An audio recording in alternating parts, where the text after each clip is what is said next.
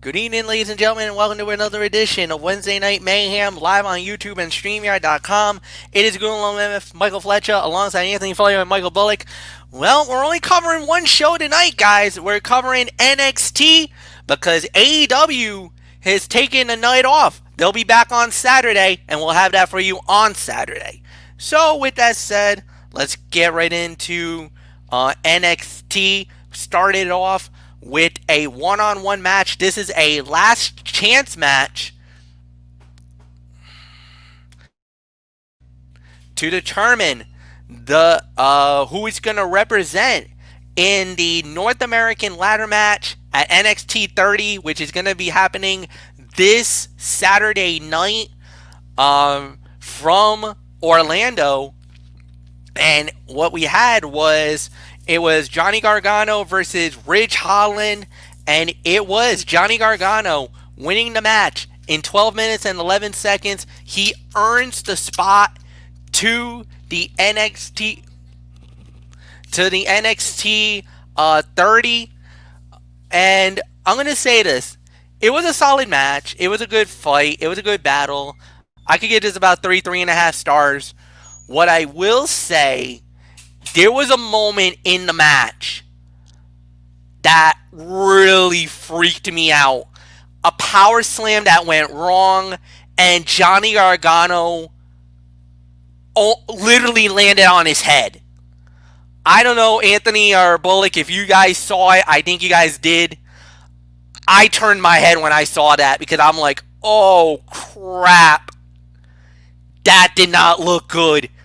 I feared the worst. But Gargano, some way, somehow made it through and won the match. Congratulations to him. He now goes to the ladder match. Anthony Florio, pretty good match, but my God, that botch almost destroyed the whole fight. What was the time? What was that time of the fall again, MF? 12-11. 12-11. All right. 3.25, 3.5 stars. I believe that's the right rating for this.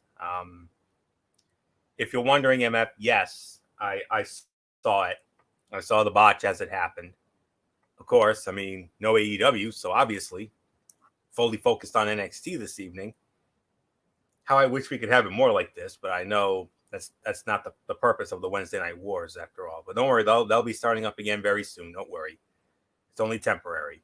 But anyways, this was a fine match, largely overshadowed by the frightening botch halfway through. Gargano certainly showed his toughness by venturing on after getting spiked on the mat. He was able to keep the action going and still sell Holland as dangerous. The result was surprising, but it is not unusual for NXT to make stars wait before getting their time. It happened to Bronson Reed, who is now a favorite in the ladder match. The former rugby player put on a solid showing beyond the dangerous spot. He has work left to do to find his way as a star. He has the look and talent, but it's not all clicking yet. Holland needs a stronger character and more practice in the gym to avoid messing slams like in this match. So, yeah, very frightening scene, but whether you like Johnny Gargano or you don't, you got to respect him. And I damn sure respect him. I mean, if it had been me, I would have said I'm done. I mean, it definitely, when you see a spot like that, it brings back another painful memory. Stone Cold, SummerSlam 97, the Owen Hart, the Tombstone pile driver went wrong. And it ended up being a blessing in disguise for Stone Cold because that literally got him over. And that's how Stone Cold became the Hall of Famer that he was today. If not for that spot, who knows? But anyways, 3.25, 3.5 stars. Michael Bullock, you're Mr. NXT. You should know you cannot, I repeat, you cannot ever have a takeover without Mr. Takeover himself, Johnny Gargano. Now, can you? Absolutely. You cannot have a takeover without Mr. Takeover himself, Johnny Gargano, and it looks like he's going to be okay to take part in that ladder match. But man, oh man, this, as soon as I saw it happen, I was like, oh my gosh, I really hope he didn't break his neck after that botch. But thank goodness he is okay. So Yeah, three and a half stars for me. This was a good match. I mean, yeah, Johnny Gargano overcomes that botcheroo, and yeah, now we're in this spot in the North American Championship ladder match. So yeah, there's really nothing more to say. So let's move on, Fletch. All right, so the next thing that we had was Dakota Kai going up against Jesse Kamiya. Dakota Kai wins the match in 2 minutes and 55 seconds. Then she cutted a promo, and that pretty much brought out Io Shirai. But then Raquel Gonzalez jumps Io, and basically it was a 2-on-1 beatdown. So it looks like Raquel and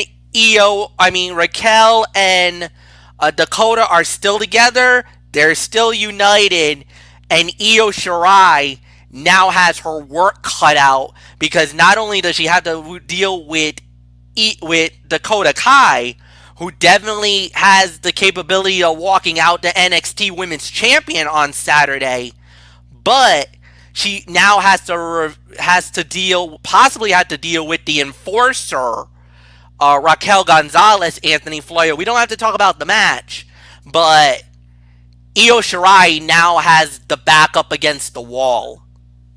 Gonzalez is the big X factor for this coming match. Dakota Kai cannot defeat Io Shirai on her own, but her enforcer can even the odds. Hopefully, this does not lead to too much interference at TakeOver on Saturday night. Dakota Kai and Io Shirai, they need to get a chance to wrestle as only they can. That's all I can really say on this. And as far as the young lady that Dakota Kai went up against, yeah, the match was a squash as it needed to be. The focus was to get Dakota Kai in the ring for Io Shirai to come after her, and that worked. Kamiya, let me tell you something. She did not look incompetent, but she was wildly outmatched by the number one contender. And, you know, I kind of liked a few of her spots. I mean, that could be, you know, a future star, a future breakout star down the line. Obviously not now, but maybe down the road. But if I was going to put a rating on the match, it would probably be 1.5 to 2. But, you know, it was really more about the post-match more than anything else. So Michael Bullock, Raquel Gonzalez is back. That's big trouble for your women's champion.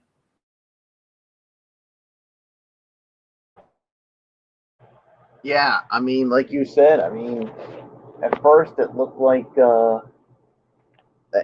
it was going to be one-on-one, but yep, we all got through for a loop because out comes Raquel Gonzalez, and yeah, it was a 2-on-1 beatdown, and yeah, I mean, Io Shirai definitely has her work cut out for her. Her back's against the wall, and yeah, I mean, we'll get into what we think is going to end up happening when we preview the event on Friday night. So yeah, so Raquel Gonzalez is back, and yeah, Io, you definitely have your work cut out for you, because uh, I mean, Dakota Kai, I mean, when she feels that she's in trouble, Raquel Gonzalez is not going to be far behind. So there's really nothing more to say. Fletch, it's yours. Yeah, no doubt about it. The only way I think right now Io just has to, if she starts dominating the match, the minute Raquel gets in, the referee Io needs the ref to catch Raquel to toss her out, because at that point Dakota Kai's safety net is gone. But we'll see. Or maybe Dakota Kai pulls a rabbit out of the hat and cuts through the back door to steal the belt. We'll find out on Saturday. We'll find out.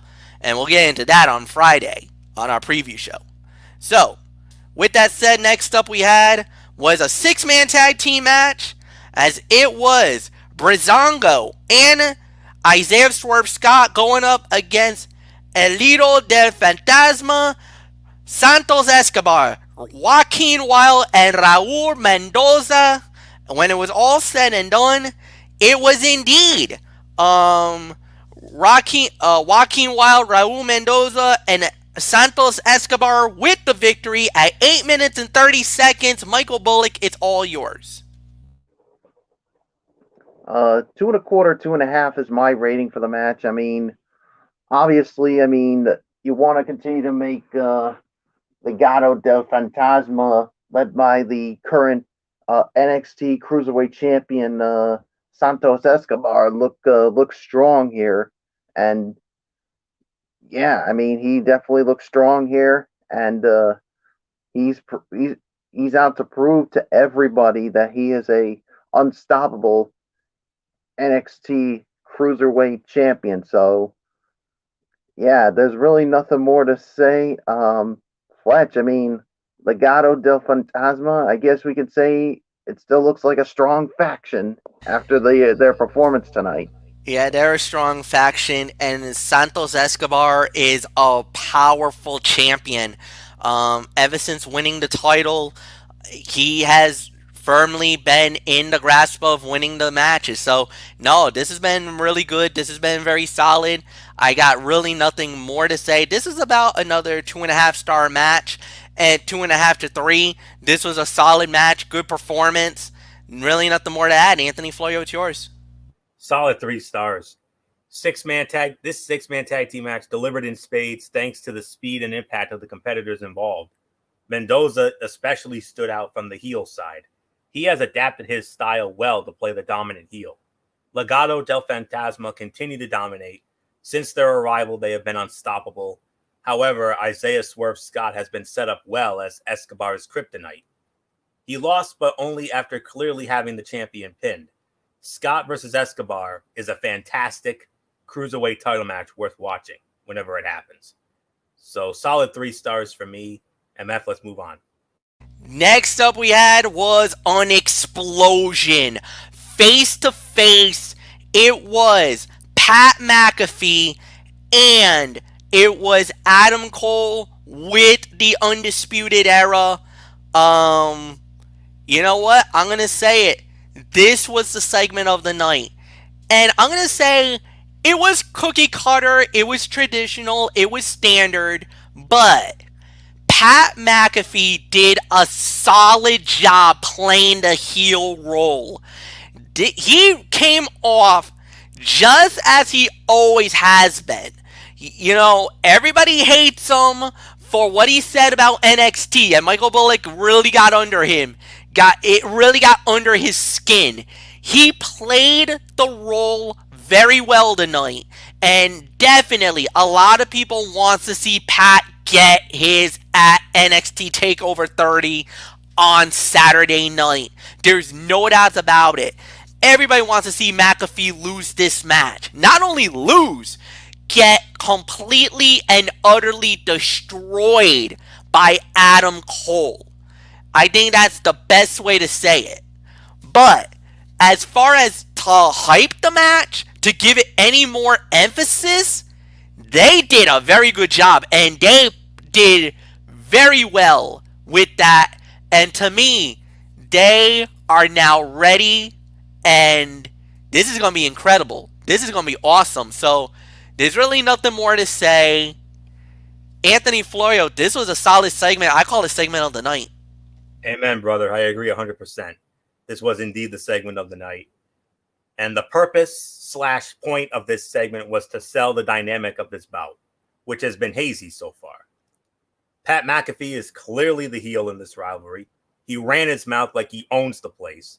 And it worked because it was annoying and overlong. It was a well-delivered promo for its intended purpose. Adam Cole, I think, would have ruined the moment if he talked too much. Instead, he spoke with his actions and just one clear sentence for his opponent. It will be very interesting to see how this all plays out at TakeOver 30 on Saturday night. So there's no question about it. And I know we'll address this more in great detail on Friday night, I am sure. So, but for right now, MF nailed it. This was the segment of the night. And to say that as I give it to Michael Bullock, to say Bullock is going to be impartial on his thoughts, well, that'll be a bold-faced lie.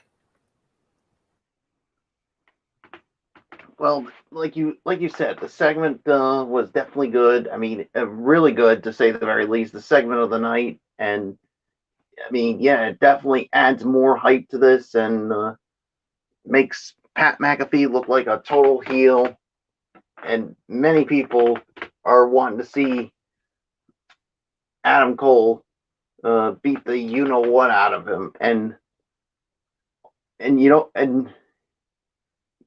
what, Pat McAfee, I hope you get what's coming to you. You no good son of a bitch. I mean, you want to talk, or as Batista would say, Florio, bark, bark, bark, bark. He wants to bark and run his mouth. Well, my message to you, Pat McAfee, you better back up those words, because this guy, Adam Cole, he can back up his words. He's the longest reigning NXT champion, and he's not going to let some dipshit named Pat McAfee come and tarnish this NXT locker room, this place. I mean, that he called NXT stupid. Well, I'm telling you, Adam Cole's going to make you look stupid, Pat McAfee, and Adam Cole is going to kick your teeth down your effing throat. And by golly, I'm going to enjoy every single minute of it. Screw you, Pat McAfee. Move on, Fletch. And boy, I hope those words come back to bite you in the ass when Pat McAfee beats Adam Cole at NXT TakeOver 30 on Saturday night. Whatever. Uh-oh. Well, all right. We're just gonna move right on along then. Next up we had was Rhea Ripley and Shotzi Blackheart versus Aaliyah and wait a minute, Robert Stone? No, Mercedes Martinez. Okay, it was Mercedes Martinez and Aaliyah versus Rhea Ripley and Shotzi Blackheart. 411 Mania goofed up again. What else is new? Actually, ProWrestling.net goofed up again. But the winners were Rhea Ripley and Shotzi Blackheart, as it was Shotzi Blackheart with the diving senton on Aaliyah for 1, 2, 3.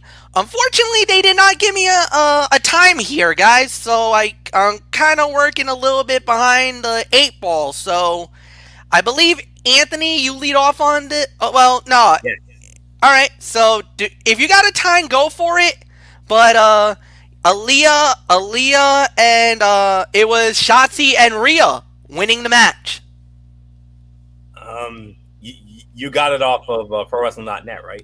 Yeah. Okay, I'll try to find another site with the time of the fall there. But, Try 411 Mania, because right now ProWrestling.net only just gives me the just the winner, but no time fall. Fair enough. Let's see, the women's tag, 9 minutes 52 seconds.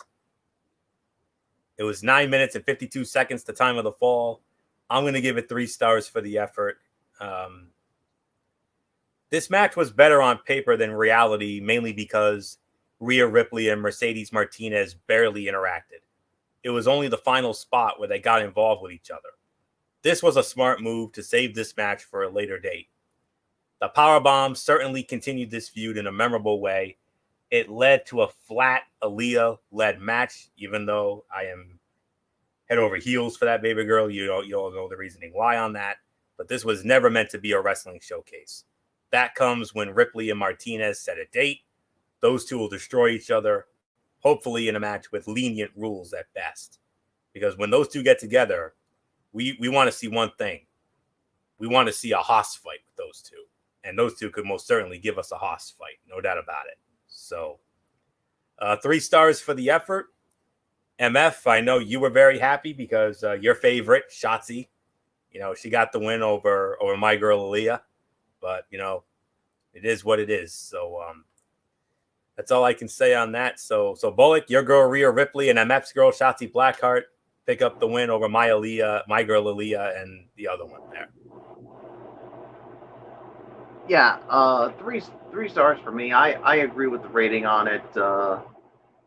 Yeah, good win for Rhea Ripley and Shotzi Blackheart over Aaliyah and Mercedes Martinez, and of course managed by that goofball Robert Stone, who I still can't stand for goodness sakes. And I wish Shotzi Blackheart would have run him over with that tank like she's done to him so many times. So enough said. Fletch, it's yours.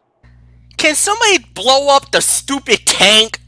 I mean, my God, that tank is more problems than anything else, man. Somebody run that stupid tank off the road. You don't like it? Damn, Fletch, tell us how you really feel about it. I'm just trying to be the heel tonight. That's all. Oh. That's basically where Anthony. Okay, for all you NXT fans, if you guys are wondering, Michael Bullock is normally the lead commentator for the show. I'm normally the heel of the group, and Anthony Florio is the one that always brings the wisdom to the table. He brings professor mode. Oh. So that's how we do on NXT. So I thought you would have gotten a kick out of that tank. I mean, I thought you would have gotten a kick out of it like you do with Zambonis. Well, I mean, he's the heel, so he's the heel commentator, so he has to talk about obviously, it. Yeah, exactly. That's why I kind of wanted to do the slight shot at the tank, even though I think it's pretty cool. But that's something you see at Walmart. Come on, boys, really? I mean, you see how small and how tight she has to jump in on that thing, but it does got a motor. I will give you that. It does have a serious motor. All right, main event of the evening, guys. Michael Bullock, get ready because it's coming to you. It was the Velveteen Dream versus Finn Balor. This was the other second chance match that if you win, you got to punch your ticket to NXT 30 to fight for the North American title in the ladder match. The Velveteen Dream wins the match in 16 minutes and 52 seconds. Mike Bullock, you get to lead off on the main event. This was the fight of the night here, as far as I'm concerned. I can only give it 3.5, and I want to go for the 4, but I can only give it 3.5 because we had so much craziness in this match. I mean, first you had Cameron Grimes coming out and basically, I mean, taking the title. I mean,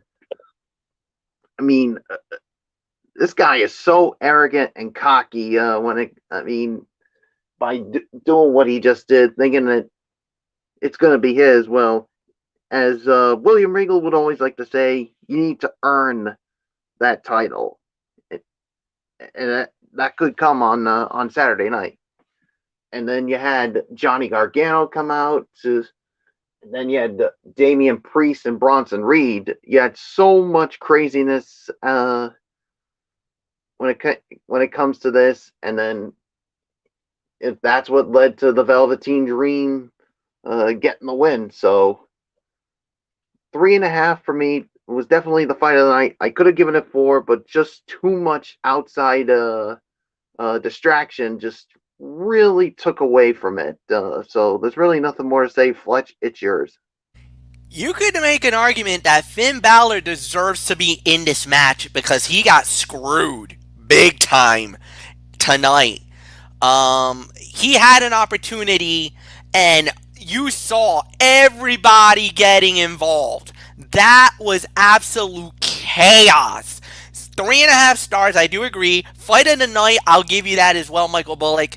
But, and I know a lot of people are not really thrilled that the Velveteen Dream is getting this shot. A lot of people are not happy that it's him. And a lot of people would be pissed if Dream wins it all. And right now, just for the controversy of it, I think the Velveteen Dream has a legit shot of winning it all. I consider him one of the favorite, if not the favorite, to win it all.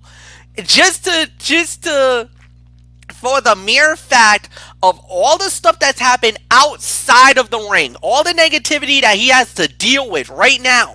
And he's gotten himself into some big time trouble outside of the ring. But at the end of the day, this is, it's Dream's moment. Could he come out and win the whole thing? Absolutely. Now, Johnny Gargano is going to make a bone to pick with that. Bronson Reed's going to have a bone to pick with that. Cameron Grimes is going to have a bone to pick with that. Fine by me. I understand that. But whatever the case may be, only one is going to get the belt. And that is what's going to be decided on Saturday night. And this is going to be one heck of a match. Anthony Florio, it is yours. 3.5 stars. Fight of the night. I agree with Bullock. Yeah, 3.5 stars. But I'm going to be a little more critical here. Focused primarily on striking, this match played into Finn Balor's strengths early. He came off motivated, leaning into his kicks as he attacked the left leg of Dream. However, the match ran a little long and Grimes distracted from the action repeatedly. The final result was an overlong main event that could have been better with more focus, ending in an absolute mess of an overbooked finish. Hopefully, the TakeOver ladder match is easier to follow than the ending of this show tonight. Finn Balor versus Timothy Thatcher. Oh, that's a dream match for me. I mean, you obviously know how much I love Timothy Thatcher and how high I am on him. That was teased. Balor versus Thatcher was teased with the ending of this match. And that might be the contest that truly showcases what both men can do. That will be hard-hitting and vicious from the opening bell, allowing them to show off talents that have rarely been seen in their WWE careers. But other than that, I do agree this was the fight of the night, even with that criticism. 3.5 stars, I'll give you that. So really nothing more to say except let's get to our overall thoughts. And I thought this was a decent show. We've had better go-home shows for NXT takeovers. This one was all right. This is the Randy Jackson eye for me. This was at least 6 to 7 out of 10. It was an okay show. It wasn't the best. It wasn't the worst. They had a pretty good performance. And to have no AEW tonight, the bar was set. The bar wasn't that high. The bar was not high. Now, when it comes to what's going to happen between Dynamite and NXT 30, that is going to have to be the big difference maker. That's where NXT 30 is really going to have to step the game up. Even though their fight card is stacked, they got a very good fight card. But what AEW's got coming down the pipe could be very interesting to watch. So 6 to 7, not bad. But we now embark on a big moment for WWE. The Thunderdome is about to be unleashed on Friday. Anthony, give me your thoughts on NXT and your expectations as we're about to embark in the Thunderdome. Will do. 6.5 to 7 is my correct rating for this. There were 2 good tags and some solid angle advancement between Dakota and Io.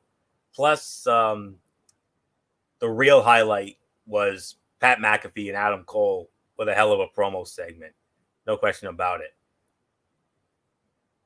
This go-home show was far better than that dumpster fire and abomination of a go-home show we saw on Monday night. I mean, you really want to start SummerSlam week off with crapola like that? No. As the Luge would say, nah, honey, no, honey, no, absolutely not. I mean, I cannot for the life of me believe we had to put the kibosh on Ridiculously Raw for the second time in 3 weeks. Utterly disappointing. But mark my words, my friends. Now that the Thunderdome is coming, and we've seen some photos, some leaked photos, and even some leaked videos. And I want to give a shout out to a young man who I follow on YouTube, and I love his content. A young man who goes by the username the DVD Freak. Those couple of YouTube videos that I've sent you guys in our Wrestling Forum Messenger chat during this week, that was courtesy of him, and including the video today. And it's coming along very nicely. We all cannot wait to see the finished product on Friday night for that big Friday Night SmackDown. And it's the most excited I've been for a SmackDown in a very long time. I mean, I haven't had much to be excited about since this Fox era. But the only times I've been excited for the show were obviously the premiere, obviously. And the other was when we heard that NXT was going to invade in Buffalo after that Saudi Arabia debacle. And look how both of those shows turned out. They were amazing. Who knows what this show is going to have in store. The only thing we know is that the phenomenal AJ Styles will defend the Intercontinental Heavyweight Championship against Jeff Hardy in what should be a fantastic match. If it's anything like what they had in TNA, we'll have to wait and see on that. But the Thunderdome, I mean, I can't wait to see it. I mean, we're going to have it for the next couple of months or so, at least until the end of October. And who knows, maybe come November, if all goes well, maybe we could finally have fans again. And maybe, if not this year, hopefully sometime next year, the three of us will finally get to go back to the Duncan Providence and take in a show, whether it's Monday Night Raw or Friday Night SmackDown. I personally hope it's Monday Night Raw, but if it's Friday Night SmackDown, I'm okay with that too. But what we really want more than anything else is a pay-per-view. Come on, 11 damn years. We deserve a pay-per-view. That's all there is to say on that. So pray to God next year or whenever we'll finally get one of those bad boys again. That's a bucket list moment for me. So anywho, 6.5 to 7. That's my rating on it. Thunderdome is going to be off the hook. I can't wait to see it. And if it's anything like what we've seen in the photos and the leaked photos and videos the last couple of days, gentlemen, we're going to be in for something really special come Friday night and for the next couple of months. SmackDowns, Raws, pay-per-views, but NXT will stay at full sale. So nothing more to say. Mr. NXT, compared to that dumpster fire you and I had to endure during our Raw chat on Monday night, this was far better, even though it wasn't the best. Yeah, this was definitely far better, but like you said, not the best. Better than what we saw with that dumpster fire and abomination of a Monday Night Raw that was so bad that we had to put the kibosh on Ridiculously Raw. I mean, it's a shame that we had to do it. I mean, especially when it's SummerSlam week, but there was literally nothing to talk about. So, but this one here was definitely good. 6.5 to 7. Yeah, I agree with everything you guys said. And I cannot wait for Friday night, the Thunderdome, where WWE's finally going back to being live for SmackDown, the pay-per-views, and Raw. I mean, with using virtual fans, I definitely cannot wait to see it Friday night. So there's really nothing more to say. Fletch, I think we're going to be doing the Bruins beat now, right?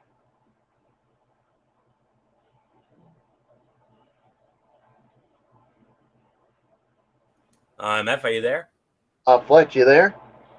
All right, I'm sorry. I kind of got caught up in the moment there for a minute. So, that brings a close to the NXT portion of the night. However, there is one more bit of business that needs to be addressed in the room. And one particular fan is going to be very happy with this bit of business because it's all about the Boston Bruins. And, well, they've done it. The Boston Bruins has put away the Carolina Hurricanes in 5 games to win the series and advance to the second round of the Stanley Cup playoffs. So, how did that happen? How did they get here? Well, here's how they did it. Unfortunately, once again, the Bruins had to come back from behind because the first thing that happened was Hayden Fleury got the goal and scored and gave Carolina a 1-0 lead. Uh, and that was at 9:35 in the first period. Then, in the second period, that's when the Bruins made their move. First off, it started with David Krejci scoring a power play goal. David Pastrnak and Patrice Bergeron get the assist at 15:20, and then Patrice Bergeron gets the goal, a power play goal at 19:56 with 4 seconds left in the period, and that's it. David Pastrnak and David Krejci gets the assist, and that practically slammed the door as it was all there for the taking, and more importantly, the Bruins slams the door on the series and wins it by the final score of 2-1. The overall shots, Boston outshot Carolina 27-24 overall. Face-off, actually Carolina won the face-off this time around. 23-20, 53% to 46%. The Bruins dominate on the power play. The 2 power play goals, 2 for 4, where Carolina was 0 for 3. And on hits, Carolina was the more aggressive team, 34-28. Shots, like we said, the Bruins won that battle. The 3 stars of the game: number 3 star, David Pastrnak; number 2 star, David Krejci; and the number 1 star was Patrice Bergeron. Nothing more to add. Michael Bullock, a very happy Bruins fan. Your team has won it. They might have gone over in the round robin. They finished Carolina, who, oh, by the way, swept the New York Rangers 3 straight. Well, they won the first, got swept 4 in a row. Goodbye, Carolina. It's yours, my friend. Yeah, definitely. Like you said, tonight, yeah, this afternoon they had to come from behind yet again. Falling from behind early, but definitely they had a much better second period, including like you said, with the goal by Patrice Bergeron that eventually gave them the lead. So, yeah, Bergeron definitely played well. And of course, the defense really stepped up for them in that third period that basically allowed them to keep the lead. And yeah, I'll tell you what, Yaroslav Halak. We've wondered. How was he gonna be when he had to take over for excuse me, when he had to take over for Tuukka Rask when Rask opted out of the remainder of the Stanley Cup playoffs. But definitely this was a big step for him. Now, can he keep it up in the next round? Because now the big question is, who are they going to play? And I think the thing is, Fletch, the one team I think the Bruins want to try to avoid is the Tampa Bay Lightning, because I think the Tampa Bay Lightning is going to give this Bruins team definitely some fits in the next round. So yeah, so we'll wait and see how it happens the rest of the way. So yeah, congratulations to the Bruins moving on to the next round. But like I said, it's going to be tough if they have to deal with the Tampa Bay Lightning. So there's really nothing more to say, Fletch. I give it to you.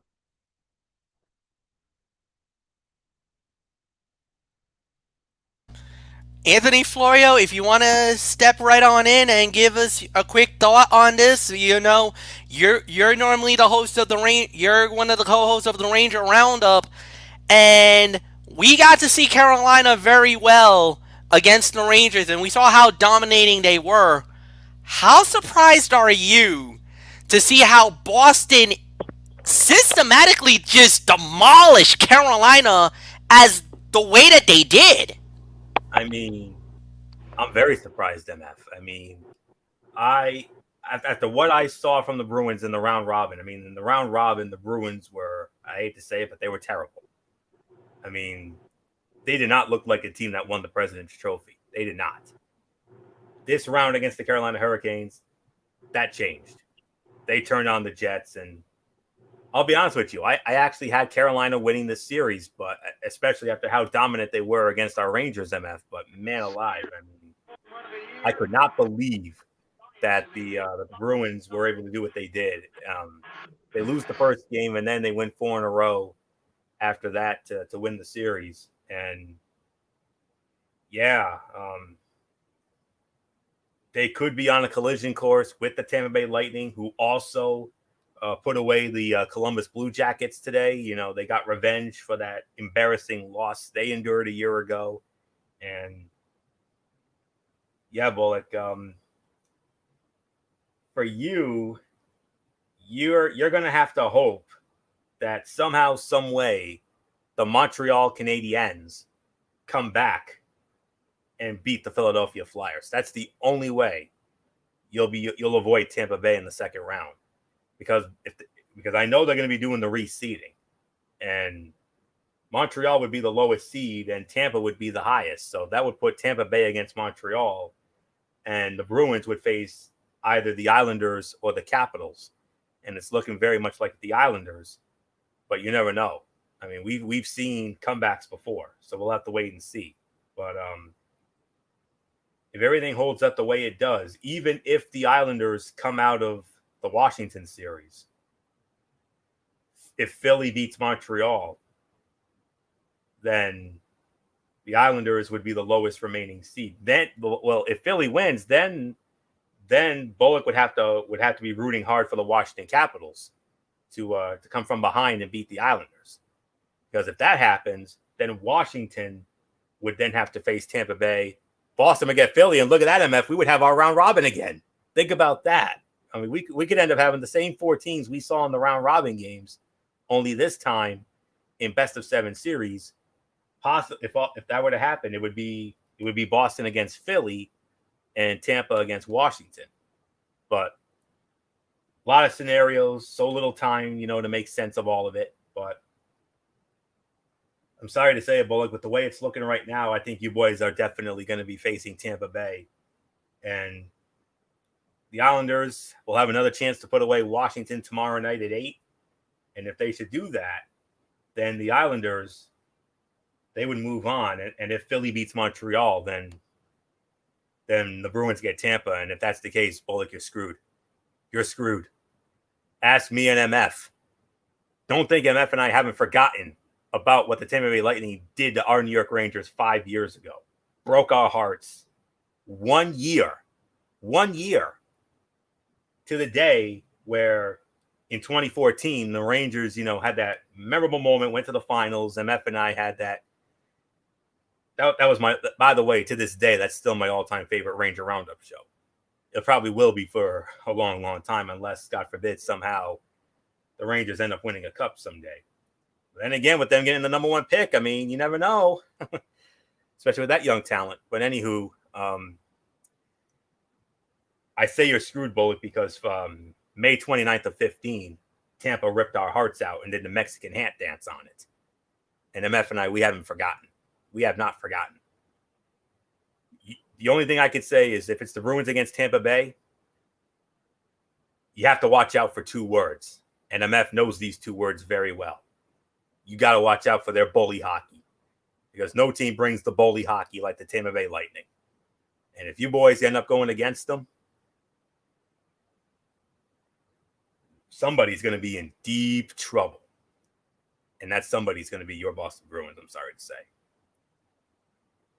But we have to wait and see how everything all plays out. I mean, Montreal stayed alive tonight. They beat Philly 5-3. So they'll be going to another game, and we'll have to wait and see. So I don't know what else there is to say, MF, but congratulations, Boston Bruins, Michael Bullock, Kevin LaRoche, and Derek Ferreira, and all of Bruin Nation. You're on to the next round, but you better pray for a miracle that you don't get Tampa Bay. Because if you do, boo-bye. Wrap it up, MF. All right. I'm trying to see if there was a okay. The last time the two teams have faced off, oddly enough, was a couple of years ago. Second round, Eastern Conference in this very round. And this was 2 years ago. Bullock, cover your ears. The Lightning put him out in 5. That bully hockey that you were talking about, Anthony, and it was the very same way. Boston won the first game 6-2, got swept 4 in a row. 4-2, 4-1, 4-3 in overtime, 3-1, and that was the series. So, could history repeat itself? Could Boston turn it around? We'll have to see, and we'll find out very soon. So we're done for the night. On Friday night, like we said, is a very special edition of Cerebral Smack Talk, as it will be SmackDown live from the Amway Arena in Orlando, Florida, inside the WWE Thunderdome. We're finally gonna get it, and yes, they are taking reservations right now. You can register online, but apparently what I heard is sold out. They basically took all the spots. Whoever came out, all the spots are gone for the SmackDown Live. The show will be on Fox. And if you're lucky enough to get on TV, hey, give us a wave. Show us some love on a wrestling forum. We would love to hear it. So, that's it for then. We got NXT TakeOver 30. We got SummerSlam preview. Saturday, we got a special edition.